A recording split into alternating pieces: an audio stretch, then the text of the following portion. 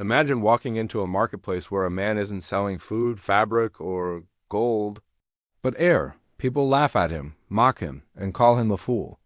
Yet, within a few years, this same man becomes one of the richest merchants in the city. How could someone sell what everyone already has and still make a fortune?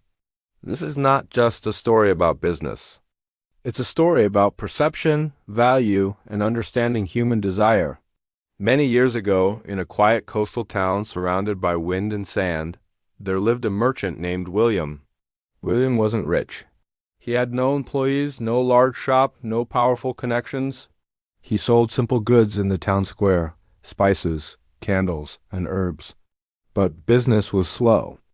Every morning he opened his stall with hope, and every evening he closed it with disappointment. The market was crowded with traders just like him. Everyone sold the same products at the same prices, in the same way. In that sameness, William was invisible. One evening, after another long day with almost no sales, William sat by his stall, watching the ocean breeze sweep across the market. He thought to himself, people don't always buy what they need. They buy what makes them feel something. He remembered how travelers would pay extra for salt if it was said to come from a distant island, and how ordinary candles sold faster when labeled as blessed by monks. That night, as the wind howled through the empty streets, William's mind began to spark with an unusual idea. He thought, if people buy stories, then maybe I'll sell them one. The next morning, William returned to the market carrying small glass bottles. He had polished them until they shone like jewels under the sunlight. He placed them neatly on a wooden table. A crowd gathered around, curious but confused. "What are you selling?" a man asked, smirking. William smiled. "This," he said softly, "is air from the Peak of Serenity. It clears the mind and brings peace to the heart." The crowd burst into laughter. Some called him foolish, others told him to go home. But William stood calmly, his eyes steady. He said, "You don't have to believe me. But one day, when your thoughts feel heavy, remember this bottle." For 3 days, he sold nothing. Not one bottle. Children teased him, calling him the man who sells air. But William didn't give up. Instead, he started telling stories. Stories of how the mountain was so high that monks meditated there for months, breathing air so pure it brought clarity and strength. He spoke about travelers who climbed the mountains seeking peace, and how a few rare bottles captured that sacred air. Slowly the laughter faded, and curiosity began to grow. One afternoon, a wealthy traveler stopped by. He had heard rumors of the strange merchant selling bottled air. The traveler was a scholar, wise, logical, skeptical. He asked, "Do you really believe this air brings peace?" William smiled. "Belief," he said, "isn't about what's inside the bottle. It's about what's inside the mind." The traveler raised an eyebrow but was intrigued. He bought one bottle, not because he believed in it, but because he respected William's confidence. He took it home and placed it on his desk as a reminder of calmness. Weeks later, the traveler returned to the market. He told William, "When I look at your bottle, I remember to breathe slowly. It reminds me to think clearly when I'm overwhelmed." William smiled. "Then it's already done its job," he said.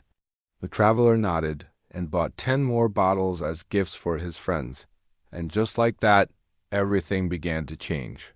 Soon, merchants, travelers, and nobles came to visit William's stall.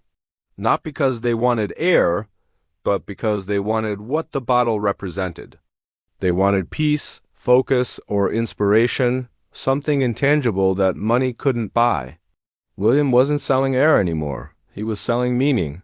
He was selling feeling. He was selling belief. In a few short months, William's name spread across the region. People began saying, "The merchant who sells air teaches people how to breathe again." His bottles became a quiet symbol of patience, calmness, and purpose. Other merchants tried to copy him, selling their own versions. Air of the ocean, breeze of fortune, breath of youth. But none of them succeeded, because they tried to sell the bottle while William sold the story.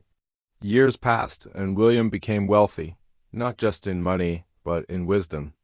He built schools and taught young merchants the power of perception. When people asked him for the secret to his success, he said, "I never sold air. I sold what people felt when they believed in it." One evening, a young apprentice approached him and asked, "Master, how did you know people would buy something they couldn't even see?" William smiled and replied, "My boy, everything valuable in life is invisible. Trust, hope, love, and belief. Business is no different. We buy with emotion first and reason later." The young man thought deeply. William placed a small empty bottle in his hand and said, "When you build your business, remember, people don't buy products. They buy feelings. Make them feel something, and they'll never forget you." As the years went on, William's market stall disappeared, but his story lived forever.